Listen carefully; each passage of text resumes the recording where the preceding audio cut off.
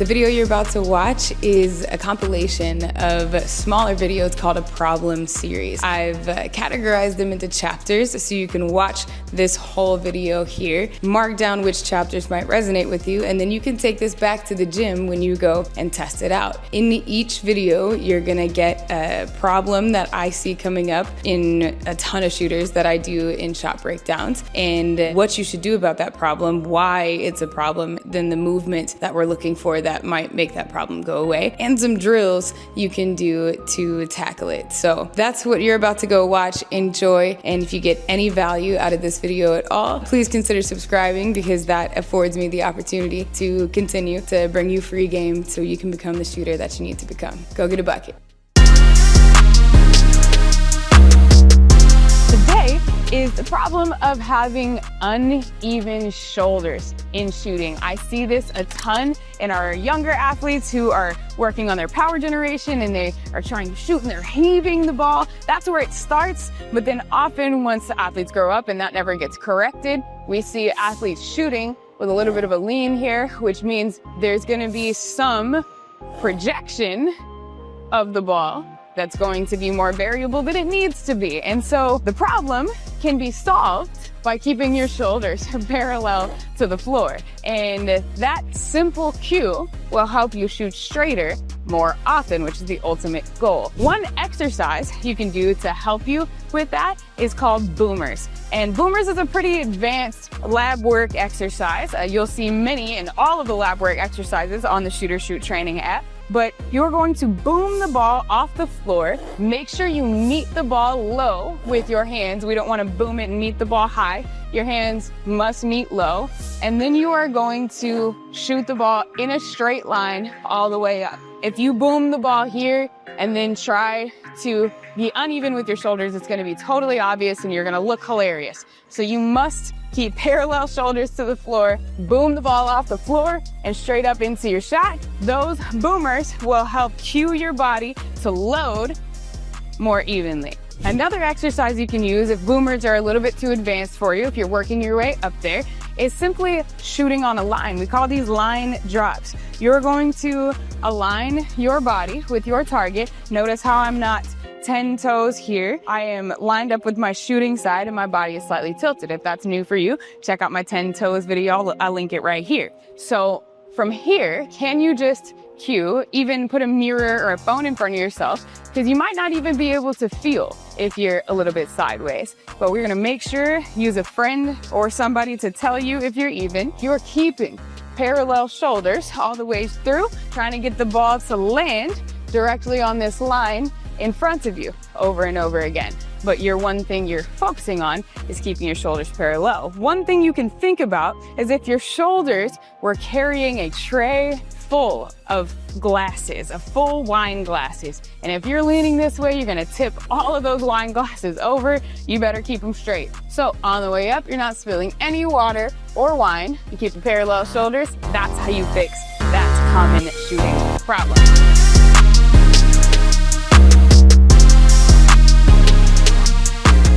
A problem I see with athletes who have a little bit of tightness in either their dorsiflexion or their hips, and I call this a seesaw hip movement, where they're loading the basketball and their hips will load forward in order to help them get the ball lifted up, instead of our hips loading downward and upward. And again, a lot of the time this has to do with the flexibility issue in our hips or in our dorsiflexion, our ankles, but also maybe you're just not thinking about it. Or maybe you've been overcoached to stay on your toes the entire time so you can't load down properly like you want to. I want you to allow yourself, if this feels like something that's happening in your shot, to do two things. One, I want you to allow yourself to have your heels touch the floor. You're not gonna put weight on your heels, but it's fine for the entirety of your foot to be connected to the surface area of the floor. Why would we remove surface area of our balancers when we don't have to? And again, we don't want this to make us unathletic, but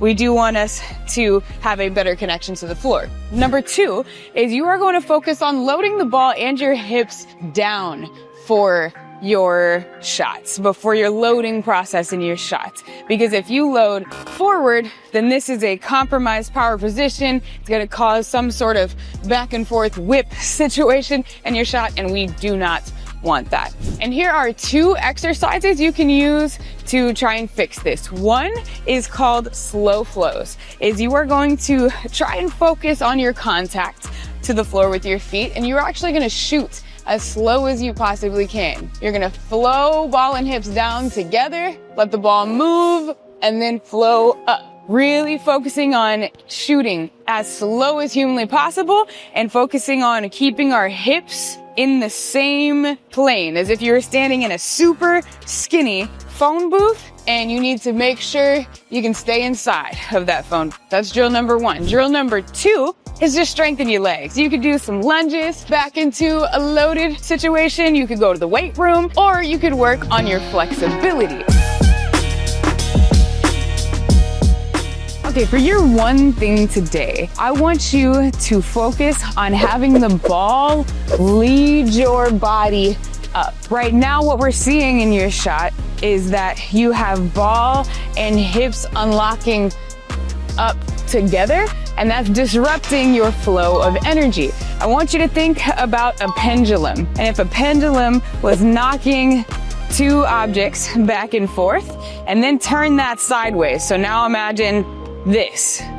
So if this ball is moving at the same time, which it would be your ball and your hips moving at the same time, then you're gonna get some momentum, but you're not gonna get the energy connection that we want to make sure you're getting maximum force into the ball. We wanna make sure that we load ball and hips down together, but we want the ball to already be catching some momentum and then putting more momentum like a pendulum into the ball so we can have more power, a cleaner connection. Your one thing today is to make sure the ball is moving first and that we are searching for that connection point right in between, so we're hitting the ball at the right time on the way up.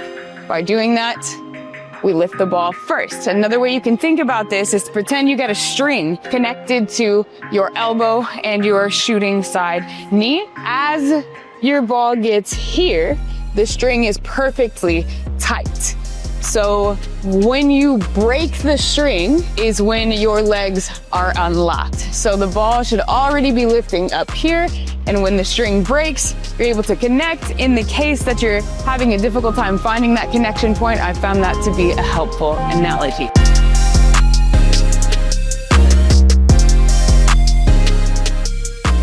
The problem we're looking at today is one that I see in a ton of players, and I see this in players who start the ball here with their arms a little bit too tight to their body, and this is probably caused by being coached on keeping the ball above your chest whenever you shoot, which, as we know, if you've watched any of my other videos, is an outdated teaching point. You can peruse through the videos on my page if you would like to know why that is an outdated teaching point. We teach athletes in the shoot system to dip the basketball. And so here's what I need you to do is I need you to come from this tight position to this relaxed position. Like, come on, relax your shoulders, girl. So we're here. Ball should be about even with our belly button. I say thumb even should be about even with your belly button. But as you're growing up and shooting, I want shooting to feel easy for you. And even in the pros, we see athletes dipping the basketball all the way to their belly button area because this allows you to generate momentum and power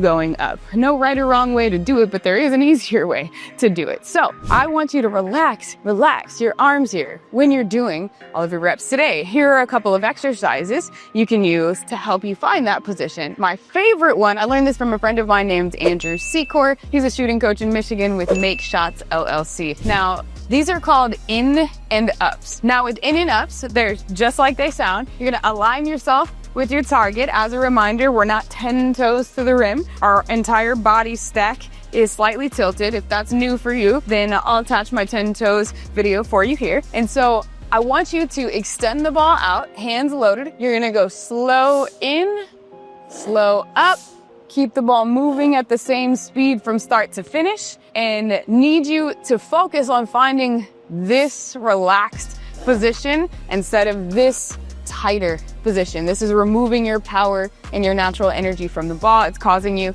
to have a push in your shot, likely. So we're relaxing the ball here, finding that position, and then moving the ball at the same speed all the way up. That is how you fix the problem of having your arms too tight to your body. Relax and butter up your shoulders just a little bit.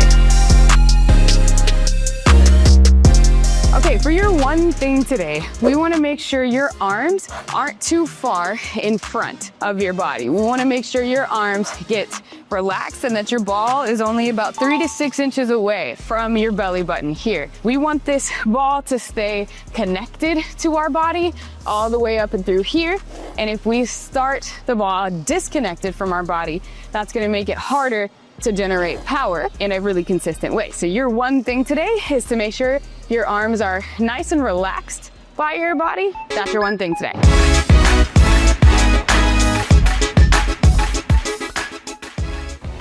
Welcome to the Problem Series. My name is BriAnna Joy Garza. I'm a professional shooting coach, and I am fixing every imaginable problem in your jump shot. And today we are fixing the problem of you starting the ball way too far away from your body. This means the ball is disconnected from this power that you have moving through your chain. If the arms are too far, that also means you're gonna have to pull the ball backwards in order to get it reconnected to your chain of energy. And so what you're gonna do to fix that problem is you're just gonna relax. You know, relax your shoulders. And you are going to have the ball about 3 to 6 inches away from your belly button. I like to say 3 to 6 inches away from your thumb.